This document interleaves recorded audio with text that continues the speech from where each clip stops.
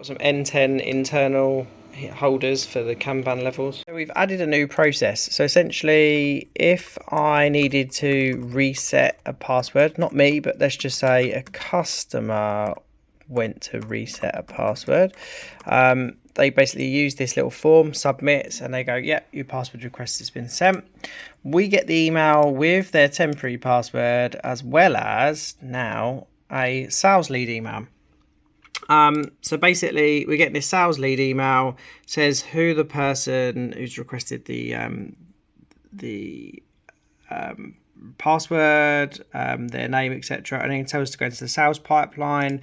So we go over to the sales pipeline from the sales perspective, and then we can see customer requested a password reset, must be looking for pricing, etc., and then we can get in touch with that customer and see whether or not we can help them out. Our stage has gone into needs analysis, and everything's been updated, and the script is smart enough that it doesn't resend these it doesn't recreate this portion unless it's on a different day. So beforehand, when a part came off the machine and I wanted to dry fit it to see if it would go on to everything else, I'd have to walk all the way upstairs, get the parts and come all the way back down.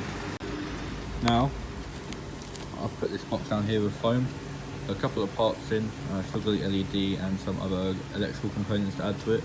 But this will be the dry fit box, where you just take the part out and use the part, or bring a new part in to quick assemble with all the parts we've got here. Some of them are a bit rough, they're going to be updated when we do the better machine part like this. It's a bit dodgy, but when we get better parts we'll replace them. But yeah, it just saves a lot of transportation and motion going up and down the stairs. I've just added a quick label just so people don't get it confused with an actual parts box. Yeah. Also, Chris was teaching me a bit more about how the NAC works with the tool monitoring. So I've just taken down some basic notes just to get used to it and help anyone else. Back's a bit bare, but error codes is a big one. And yeah, hopefully when we get the NAC running again, I'll be able to use it a lot more and help everyone out with the correct part sizes. I've added hooks onto the quick setup box, just so it hangs over next to the machine. And don't worry, when the door opens, it hits it a little bit, but that's only as far as we have the door open anyway, so it's not going to move out the way. And if you do need to move out the way for a wider door, simply lift it up, then you can hook it back whenever you need.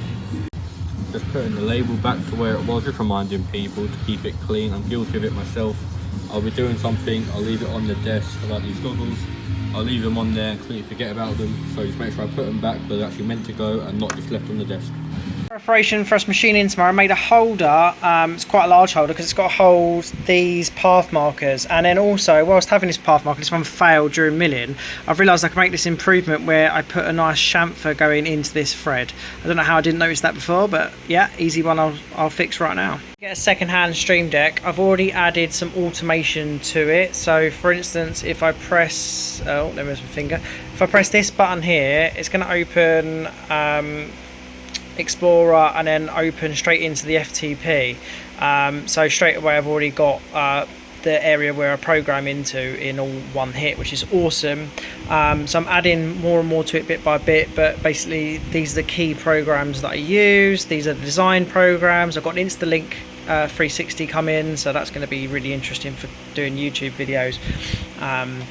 Definitely worth Google that one. So now created a custom logo for the programming. Hit that, bam, bam. It's gonna do all our bits and pieces and get us into our drive. Now I could actually, now I'm thinking about it, let's go one step further and open Sublime Text as well, which I think I'm gonna do next. Our plan over the next few days is to try and get these icons to actually do what I want them to do. It's gonna require a bit of script programming, etc. But basically, you want the day to start off like red like this, and these icons, well, they want to be reset based on weekly, monthly, and so on and so forth. And the idea is that your toggle, and you know, like as you do them, they open up whatever bits and pieces you need to complete the task, and then also mark the task as green as completed as if you did.